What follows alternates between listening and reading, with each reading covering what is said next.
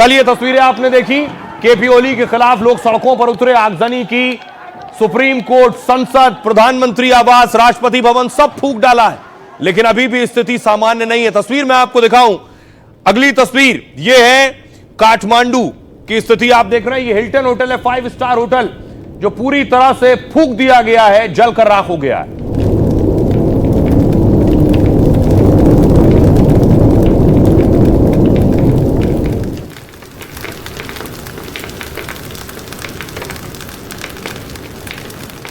न सिर्फ होटल बल्कि शॉपिंग मॉल में लूट हुई है। लूट का सामान देखिए, कोई टीवी उठा कर ले गया, कोई सोफा उठा कर ले गया, कोई कपड़े उठा कर ले गया, जिसके हाथ जो लगा शॉपिंग मॉल में वो उसे लूट ले गया।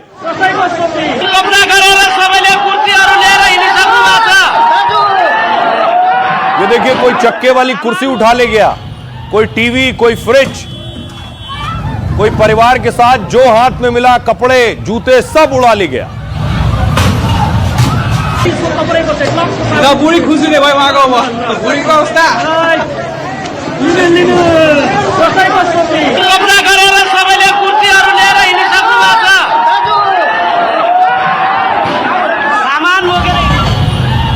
अब देखिए जरा, भारत और नेपाल की सीमाएं लगती हैं, तो ये आग और ये आंच इंडो नेपाल बॉर्डर तक आ गई है, यानी सीमा तक ये प्रदर्शन पहुंच चुका है। और ये भारत नेपाल सीमा के पास की तस्वीर आप देख रहे हैं।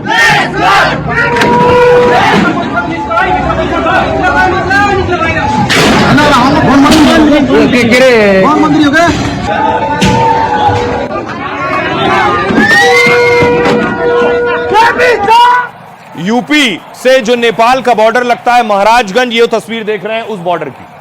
बॉर्डर पर सुरक्षा बढ़ा दी गई है, क्योंकि बॉर्डर से सटे हुए जो जिले हैं वहां स्थिति और कानून व्यवस्था की चुनौती ना बन जाए, इसलिए वहां सुरक्षा बढ़ा दी गई है। आप देख रहे हैं एसएसबी के जवान, पुलिस के जवान पूरी तरह से चौकस हैं। दूसरी तरफ आपको बॉर्डर की तस्वीर मैं आपको दिखा रहा हूं, ये नेपाल में उस तरफ की तस्वीर आप यानी नेपाल की तस्वीर देख रहे हैं, जो तस्वीर भारत की तरफ से बनाई गई है बॉर्डर से। उधर भी लोगों ने आग लगाई है, लेकिन बॉर्डर की दूसरी तरफ भारतीय पुलिस बल पूरी तरह से तैनात और तैयार है। तो यूपी बॉर्डर के बाद आपको बिहार बॉर्डर लिए चलता हूं। ये तस्वीर देखिए, ये तस्वीर आप देख रहे हैं बिहार बॉर्डर की, यानी अररिया की तस्वीर।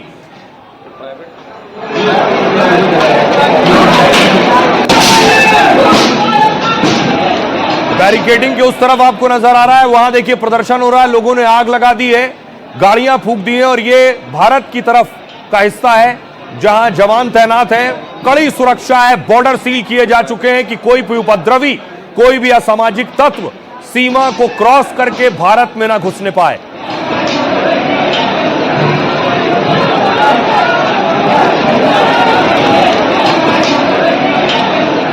लेकिन बहुत से भारतीय जो नेपाल में फंसे, उन्हीं में से एक है ये युवती भी, जो वॉलीबॉल के कार्यक्रम को होस्ट कर रही थी, गुहार लगा रही है प्रधानमंत्री मोदी बचा ले, एम्बेसी से गुहार लगा रही है, विदेश मंत्रालय से गुहार लगा रही है। थी और अभी फिलहाल हमारा जो होटल है जहाँ पे मैं रुकी थी वो जला दिया गया है। मेरा सारा एम्बेसी से रिक्वेस्ट करती हूँ कि वो प्लीज हमारी हेल्प करे, जितने लोग हमारी हेल्प कर सकते हैं प्लीज हेल्प करें। मैं यहाँ पोखरा नेपाल में फंसी हुई हूँ, मैं यहाँ पे एक वॉलीबॉल लीग होस्ट करने आई थी और अभी फिलहाल हमारा जो होटल है जहाँ पे मैं रुकी थी वो जला दिया गया है। मेरा सारा लगेज, मेरा सारा सामान मेरे रूम में था और वो होटल को पूरा जला दिया।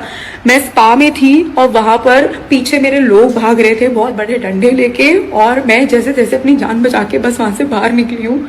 एक बहुत रिक्वेस्ट है आप सबसे बहुत बड़ी कि आप में से जो यहाँ पे हेल्प कर सकता है प्लीज करे।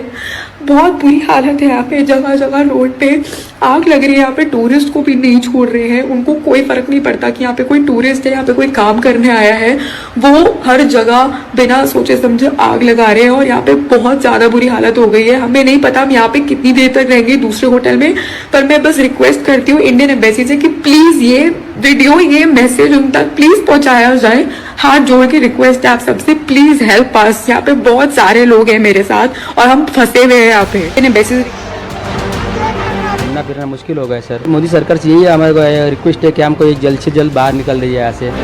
ये जलते नेपाल में फंसे भारतीयों की पुकार है। जिस नेपाल में हर तरफ आग, उत्पात और कोहराम है, वहां हिंदुस्तान के भी हजारों लोग फंस गए हैं। उन्हें न लौटने का रास्ता मिल रहा है और न नेपाल में सुरक्षा की गारंटी। मुसीबत में फंसे हजारों लोगों की उम्मीद अब सिर्फ मोदी से है। एयरपोर्ट से लेकर नेपाल की गलियों में फंसे लोग गुहार लगा रहे हैं, कह रहे हैं बचा लो मोदी सरकार। और आइए मैं आपको बताऊं, लोग प्रधानमंत्री से गुहार लगा रहे हैं, भारत सरकार से गुहार लगा रहे हैं। भारत सरकार ने क्या तैयारी की हुई है, कैसे बचाएंगे अपनों को। दरअसल आपको बताऊं कि ये जो तस्वीर आप देख रहे हैं, प्रधानमंत्री नरेंद्र मोदी आखिर कैसे बचाएंगे, बाकायदा एयरफोर्स एक्शन में आ गई है। नेपाल में एयरपोर्ट से भारत बॉर्डर तक आग लगी है और 5000 से ज्यादा भारतीय इस वक्त नेपाल में फंसे हुए हैं। शहर शहर कर्फ्यू लगा है और हिंसा भी हो रही है। ऐसे में वो ना भारत लौट पा रहे हैं और ना वहां सुरक्षित है। अकेले 400 से ज्यादा लोग काठमांडू एयरपोर्ट पर इस वक्त फंसे हुए हैं। एयरपोर्ट कब खुलेगा, उड़ान कब मिलेगी, कोई जानकारी नहीं।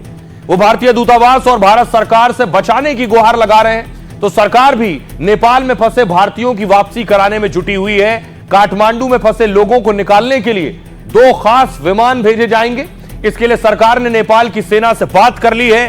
खबर यह है कि भारत 2 ग्लोब मास्टर विमान नेपाल भेज सकता है। ग्लोब मास्टर की गिनती सबसे बड़े मालवाहक विमानों में होती है और इसमें एक बार में 150 से ज्यादा लोग और काफी सामान लाया जा सकता है। विदेशों से भारतीयों के रेस्क्यू में भारत ने पहले भी इसका इस्तेमाल किया है। नेपाल के दूसरे हिस्से में फंसे लोगों की बॉर्डर से वापसी कराई जा रही है। रिपोर्ट के मुताबिक नेपाल में भारतीयों की संख्या करीब 7 लाख है। हर साल हजारों छात्र एमबीबीएस जैसी पढ़ाई के लिए दरअसल नेपाल जाते हैं, क्योंकि नेपाल में डॉक्टरी की जो पढ़ाई है वो भारत के मुकाबले सस्ती है। नेपाल खाने खरीदारी के मामले में भी बहुत सस्ता है, लोग घूमने भी जाते हैं। हर साल बड़ी संख्या में लोग नेपाल जाते हैं और इस वक्त देश के कई हिस्सों से भी हजारों लोग नेपाल गए थे, लेकिन अचानक आंदोलन भड़का और वो नेपाल में ही फंस गए, जिन्हें निकालने के लिए मोदी सरकार अब मिशन मोड में है।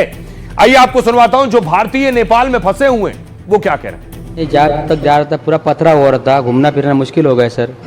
अभी यहाँ पे खाने के भी लाले पड़ गए, कुछ नहीं मिल रहा। मोदी सरकार से यही हमारे को रिक्वेस्ट है कि हमको ये जल्द से जल्द बाहर निकल रही है यहाँ से। बहुत हिंसक वातावरण है, आंदोलन चालू है यहाँ नेपाल का।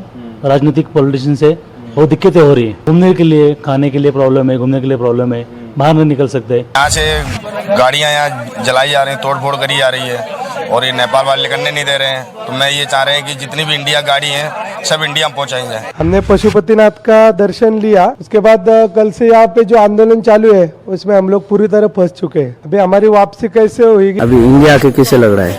अभी बहुत अच्छा लगा, मतलब जान वापस आ गया। बहुत दिक्कत हो रहा है। एकदम नहीं, एकदम होटल से मना कर दिया था कि कोलैप्सिबल गेट लगाया हुआ था, कोई कस्टमर बाहर नहीं निकले। कोऑपरेट कर रहे हैं, जितने भी बॉर्डर में थे सबने अच्छा व्यवहार किया।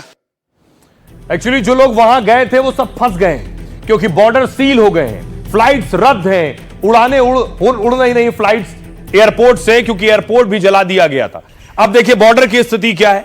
बॉर्डर पर आप देख रहे हैं एसएसबी के जवान तैनात हैं।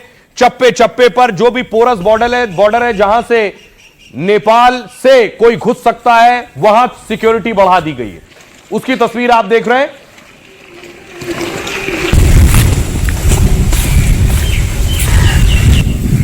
ये पानी टंकी की तस्वीरें मैं आपको दिखा रहा हूं, जहां एसएसबी तैनात है।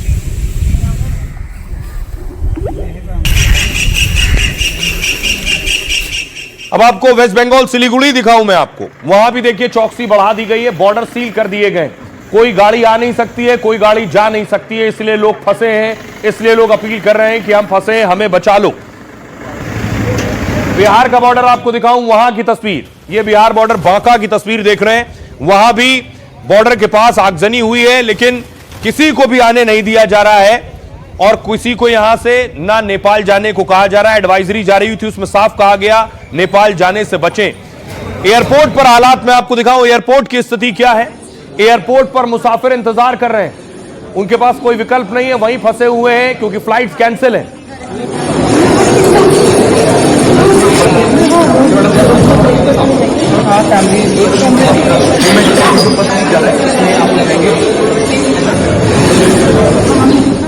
अब देखिए जरा सनौली बॉर्डर की तस्वीर मैं आपको दिखाऊं। बॉर्डर पर सब कुछ रुका है, पूरा बॉर्डर सील है।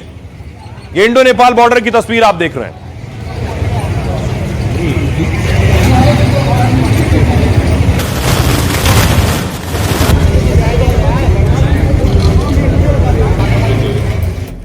जिन लोगों को आना है वो किस तरह से आ रहे हैं, बाकायदा पूरी चेकिंग के साथ आ रहे हैं। अब मैं आपको बताऊं भारत और नेपाल की सीमा कहां कहां मिलती है, किन किन जिलों में।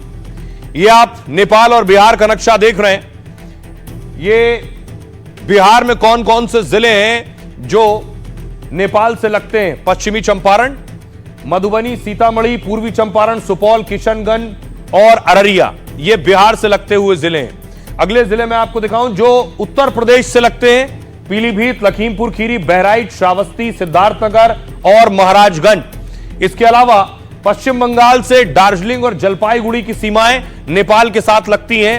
साथ ही उत्तराखंड में पिथौरागढ़, उधम सिंह नगर और चंपावत, ये 3 जिले नेपाल की सीमा के साथ मिलते हैं। अब सवाल यह है कि राज्य सरकारों के लिए चुनौती बढ़ गई है, तो राज्य सरकार ने अपने स्तर पर क्या कार्रवाई की है ये मैं आपको बताता हूं। सबसे पहले यूपी की सीमाएं कई जिलों की सटती हैं, तो योगी और प्रशासन के लिए चुनौती बढ़ गई है। नेपाल और उससे जुड़े इलाकों पर सीएम योगी की सीधी नजर है।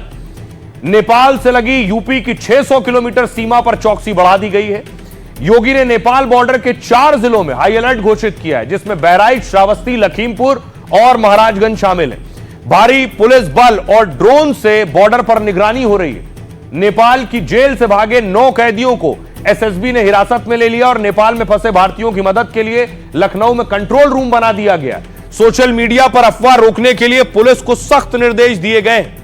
दूसरी तरफ बिहार, नेपाल से सटे बिहार के 6 जिलों के बॉर्डर सील कर दिए गए हैं। सीतामढ़ी से मधुबनी, सुपौल और किशनगंज तक हाई अलर्ट है। इस वक्त दोनों तरफ सैलानियों की आवाजाही रोक दी गई।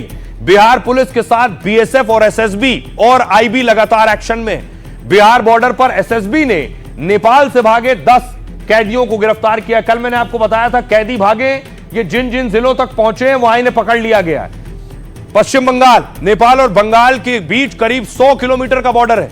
हिंसा के बाद दार्जिलिंग और जलपाईगुड़ी बॉर्डर सील कर दिए गए। ममता सरकार ने तैनाती और निगरानी बढ़ाने के निर्देश दिए। कहा है हमारा पड़ोसी अच्छे से रहेगा तो हम भी अच्छे से रहेंगे। कड़ी तलाशी के बाद नेपाल से आने वाले भारतीयों को एंट्री मिल रही है। उत्तराखंड का बॉर्डर लगता है। उत्तराखंड से नेपाल की 275 किलोमीटर की सीमा लगती है। पिथौरागढ़, चंपावत, उधम सिंह नगर नेपाल बॉर्डर से सटे, जिनमें चंपावत जिले के दूसरे और भी हिस्से हैं। मतलब नेपाल बॉर्डर पर आगजनी और गोलीबारी हो रही है। सीएम धामी ने नेपाल बॉर्डर में तनाव को लेकर अहम बैठक की है। आइए, और बॉर्डर पर कड़ी सुरक्षा और हाई अलर्ट के निर्देश हैं। सुनिए जरा एसएसबी के इंस्पेक्टर क्या कह रहे हैं। जितने भी भारतीय नागरिक उधर फंसे हुए हैं उनको पूरी कोशिश कर रहे हैं।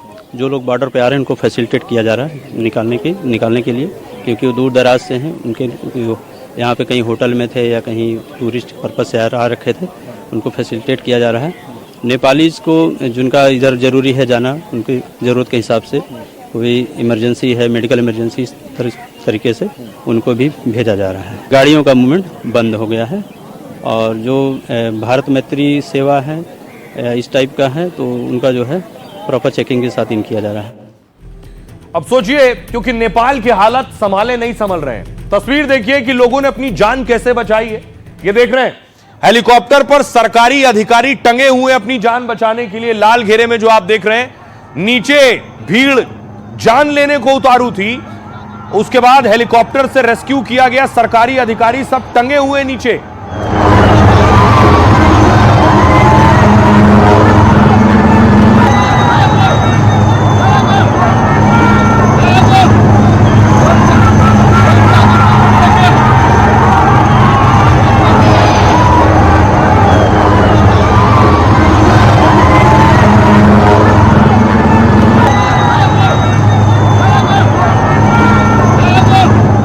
लोगों ने क्या किया, नीचे खून की प्यासी भीड़ थी।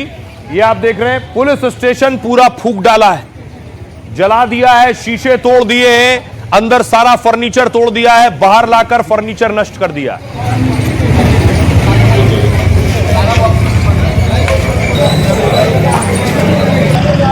जितने दस्तावेज थे, एफआईआर बुक थी, एफआईआर कॉपी, सब जला दिए। यही हाल सुप्रीम कोर्ट का है। वहां सुप्रीम कोर्ट के सारे दस्तावेज जला दिए।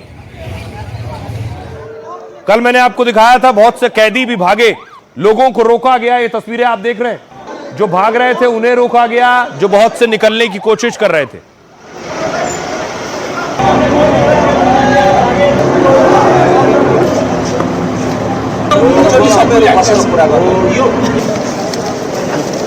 कैदियों को समझाया गया, उसके बाद वो वापस गए बहुत से लोग। अब सोचिए, पड़ोसी देश में हालात ये है तो भारत में अलर्ट था।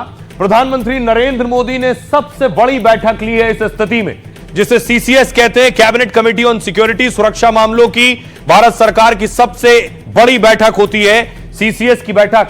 नेपाल की स्थिति देखने के बाद पीएम मोदी ने बैठक ली। उसके बाद यहां भारत में भी नेपाल की एम्बेसी है, वहां की सुरक्षा बढ़ा दी गई। अगली तस्वीर में आपको दिखाऊं, यह नेपाल एम्बेसी की तस्वीर देख रहे हैं आप, नेपाली दूतावास, जहां सुरक्षा बढ़ा दी गई है जिससे वहां किसी तरह की ऐसी हरकत ना करे कोई उपद्रवी।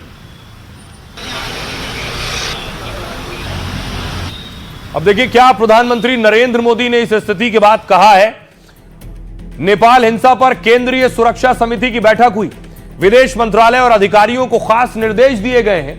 कहा नेपाल में फंसे भारतीयों की सुरक्षित वापसी कराई जाए।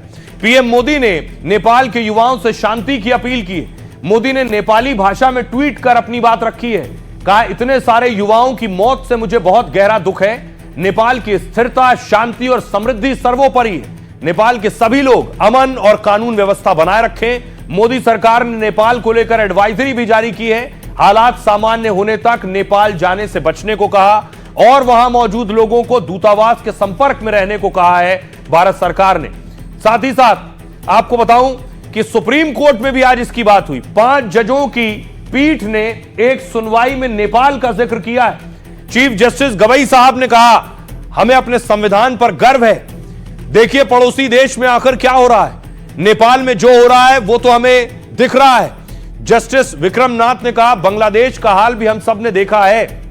तो सुप्रीम कोर्ट में भी इस पर बात हुई कि पड़ोसी देश में क्या हो रहा है और यह भारत के संविधान की ताकत है जिस पर हमें गर्व है कि भारत में पूरी तरह से शांति और अमन है। सुनिए सियासतदान क्या कह रहे हैं। लेकिन संजय राउत गलतफहमी पैदा करने में माहिर हैं और इसी तरह का ट्वीट करके कहीं भी, जब श्रीलंका का हुआ तब भी किया था, बांग्लादेश की घटना के बाद भी उन्होंने इसी तरह की भाषा बोली थी और अभी नेपाल का हुआ है तब भी संजय राउत ने इसी तरह की भाषा बोली है। उनको मालूम होना चाहिए कि इस तरह की भाषा बोलकर वो देश का अपमान कर रहे हैं। पूरी दुनिया में ये आवश्यक है कि डेमोक्रेसी को हम एक लिविंग ट्री के रूप में देखें, जिसको नरिशमेंट, पानी, हवा की जरूरत है। उसको गमले में लगा के बोनसाई बनाएंगे ना, तो इस तरह की छवियां आएंगी। हमारी सरकार जो है, जो वहाँ पर भारतीय हैं, उनकी सुरक्षा के लिए और साथ ही साथ जो है वो पूरी की पूरी जो घटनाक्रम है उस पर जो है वो संवेदनशीलता के साथ नज़र रखे हुए है।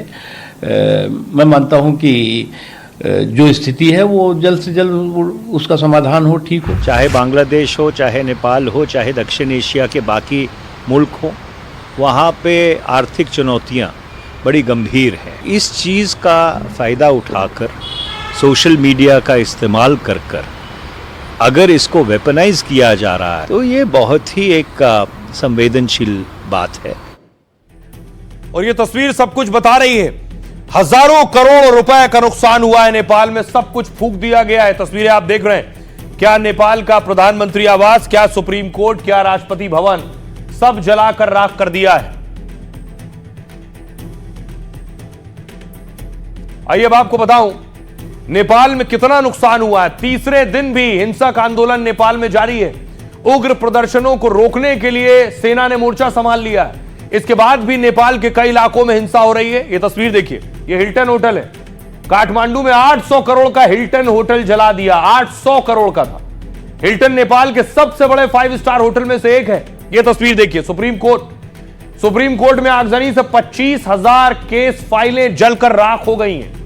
560 करोड़ रुपए से बना संसद भवन खाक कर दिया है।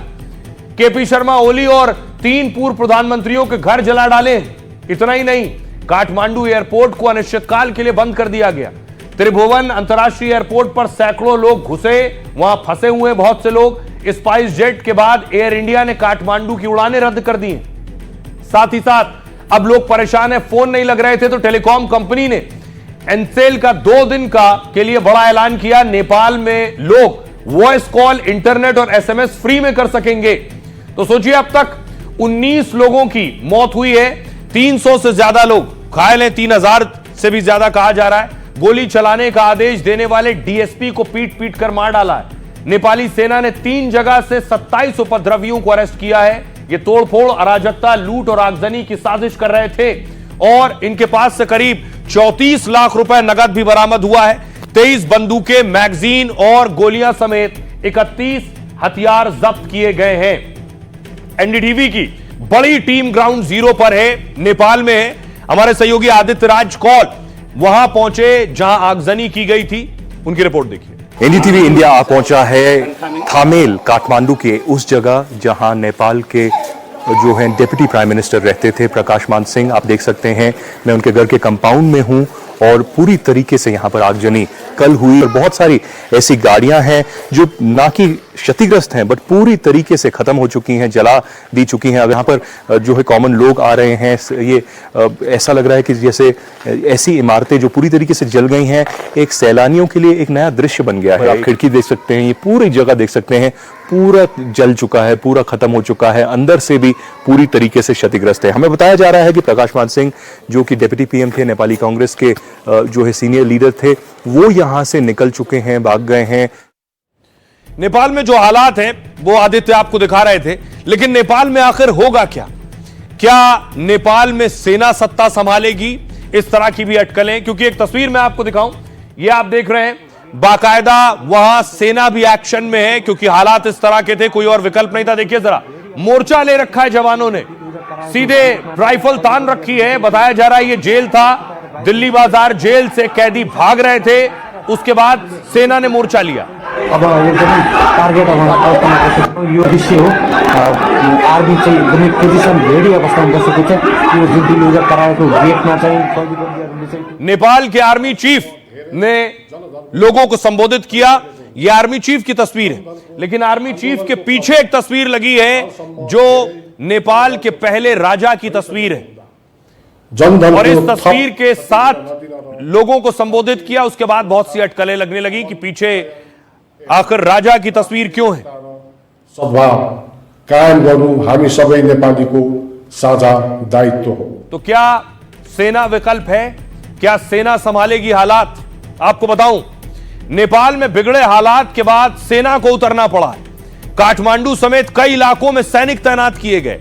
नेपाल में आर्मी ने उग्र प्रदर्शनकारियों को लास्ट वार्निंग दे दी है, आखिरी वार्निंग, चेतावनी। सेना प्रमुख अशोक राज ने देश के नाम संबोधन में साफ कहा, अगर हिंसा होती रही तो रात 10 बजे से सेना टेक ओवर करेगी, यानी हिंसा के बीच पूरे नेपाल में सेना का कब्जा हो सकता है। अगर ऐसा हुआ तो सेना प्रमुख अशोक राज ही नेतृत्व करेंगे। नेपाल के सेना प्रमुख का पूरा नाम अशोक राज सिकदेल है। 1 फरवरी 1967 को अशोक राज का जन्म हुआ। 1986 में नेपाल सेना में शामिल हुए और अगले साल कमीशन मिला। उन्होंने चीन की नेशनल डिफेंस यूनिवर्सिटी से मास्टर डिग्री हासिल की है। अशोक राज ने नेपाल, चीन और भारत में हाई लेवल डिफेंस ट्रेनिंग ली हुई है। नेपाल के आर्मी चीफ ने भारत से डिफेंस मैनेजमेंट कोर्स किया है। सेना में जाने के 40 साल बाद 2024 में नेपाल के 45वें सेना प्रमुख बने। पिछले साल उन्हें राष्ट्रपति द्रौपदी मुर्मू ने भारतीय सेना का मानद जनरल बनाया। आइए आपको सुनवाता हूं नेपाली आर्मी चीफ क्या कह रहे हैं। आंदोलनको क्रममा हालसम्म धेरै जनधनको क्षति। नेपाल में मौजूदा मुश्किल हालात को सामान्य करना हमारी पहली प्राथमिकता है। नेपाली सेना आम लोगों, मित्र देशों के राजनयिकों और नागरिकों की सुरक्षा के लिए प्रतिबद्ध है। नेपाल के हितों की रक्षा करना हम सभी का साझा कर्तव्य है। मैं सभी विरोध और प्रदर्शनों को स्थगित करने का अनुरोध करता हूं और सभी पक्षों से बातचीत का रास्ता अपनाने का आग्रह करता हूं। सार्वजनिक एवं नागरिकहरूको सम्पत्ति, आम नागरिक, मित्र राष्ट्र का कूटनीतिक नियोग। तो क्या सेना कमान संभालेगी या फिर लोकतंत्र और राजशाही?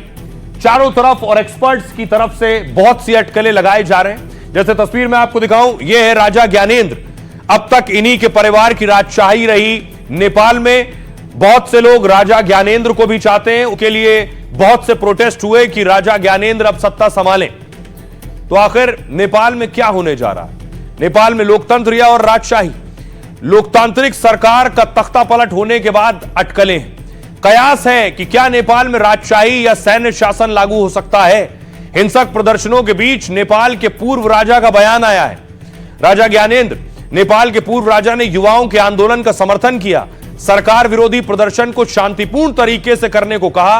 राजशाही के पक्ष में नेपाल में कुछ महीनों पहले आंदोलन जरूर हुआ, तब पूर्व राजा ज्ञानेंद्र शाह के समर्थन में कई लोगों ने प्रदर्शन किया। हजारों राजभक्तों ने राजा वापस आओ, देश बचाओ के नारे लगाए थे।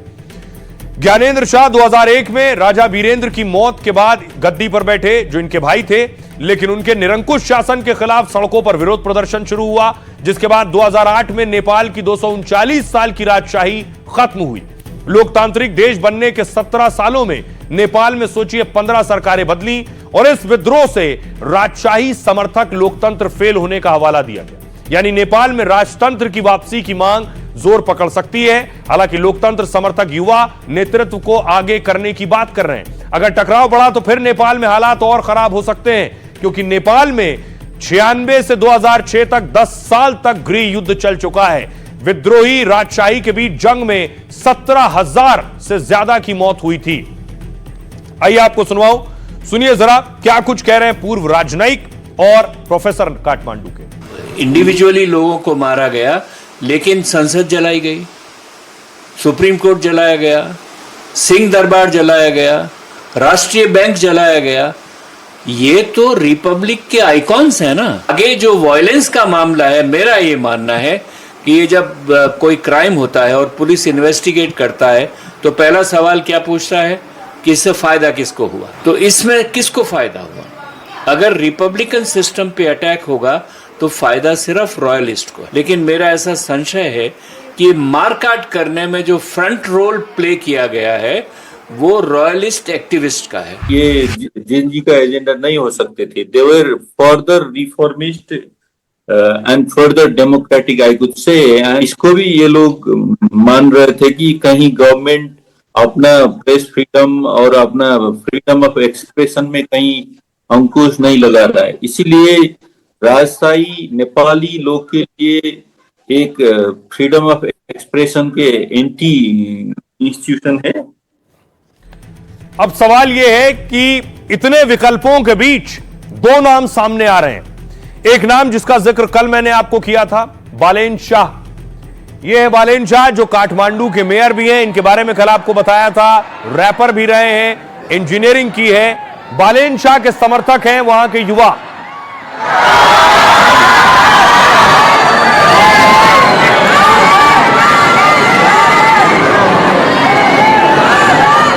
और आज एक और नाम सामने आया, सुशीला कार्की का। पूर्व चीफ जस्टिस नेपाल की हैं। यह भी कहा गया कि वहां के बहुत से युवा चाहते हैं कि फिलहाल सुशीला कार्की इस स्थिति को संभालें नेपाल की। तो क्या विकल्प बन रहे हैं और कौन कौन से वो चेहरे हैं जो विकल्पों में सबसे आगे हैं? देखिए, सबसे पहले बालेन शाह। नेपाल में ओली के इस्तीफे के बाद नया मुखिया ढूंढने की चुनौती है। युवा प्रदर्शनकारी नया सरकार प्रमुख बनाने की मांग पर अड़े हैं। आंदोलनकारी संसद भंग करने और चुनाव की मांग कर रहे हैं। हालांकि देश के मौजूदा हालात में यह संभव नहीं दिख रहा है। नेपाल में फिलहाल अंतरिम सरकार का गठन हो सकता है। सेना ने आंदोलनकारियों को अपनी पसंद बताने को कहा है। प्रदर्शनकारियों की ओर से दो बड़े नाम आए। पहले काठमांडू मेयर बालेन शाह का नाम पीएम के लिए चल रहा है, लेकिन अब जस्टिस सुशीला कार्की के नाम पर मोहर लग सकती है। कहा यह भी जा रहा है कि सभी पक्ष जस्टिस कार्की के नाम पर सहमत हैं। जस्टिस कार्की को अंतरिम सरकार का प्रमुख बनाया जा सकता है। नेपाली सुप्रीम कोर्ट की पहली महिला चीफ जस्टिस रही। 1 साल तक उनके सुप्रीम कोर्ट की बागडोर संभालने के दौरान कई बड़े फैसले हुए। सत्ता से सीधी टक्कर लेने वाली शख्सियत के तौर पर उनकी पहचान है। और विराट नगर में जन्मी सुशीला कार्की ने बनारस में ही पढ़ाई की है। भारत से ताल्लुक है। 2017 में उनके खिलाफ महाभियोग प्रस्ताव आया, जिसे वापस लेना पड़ा। निष्पक्षता और सिस्टम को बेनकाब करने के चलते वो प्रदर्शनकारियों की पसंद है। आइए अब आपको सुनवाता हूं, सुनिए जरा सुशीला कार्की क्या कह रही हैं और वहां जो छात्र हैं, युवा हैं, वो क्या कह रहे हैं। This is the movement against corruption. ये भ्रष्टाचार के खिलाफ लड़ाई है, ये नोटबंदी के खिलाफ आंदोलन है, ये सरकार की तानाशाही के खिलाफ आवाज है, ये इस देश के भ्रष्टाचारी सरकार को उखाड़ फेंकने का प्रदर्शन है, जो देश का कानून लागू नहीं होने देते और देश के लोगों से मजदूरों जैसा बर्ताव करते हैं। They are actually the children of those people who have gone out of the nation to work as a labour. Negotiation अभी कंप्लीट नहीं हुआ है, नेगोशिएशन चल रहा है और हमें पहले संसद भी गठन कराना है, उसके बाद अंतरिम प्रधानमंत्री को नियुक्त कराना है। कौन कौन से वो नाम है इस वक्त आपके जहन में? हमारे जहन में बालेंद्र शाह जो काठमांडू के मेयर है, हरका संपान जो धरान के मेयर है और चीफ जस्टिस, पहले की चीफ जस्टिस थी सुशीला कार्की, मैडम सुशीला कार्की, वो 3 नाम हमारे जहन में है।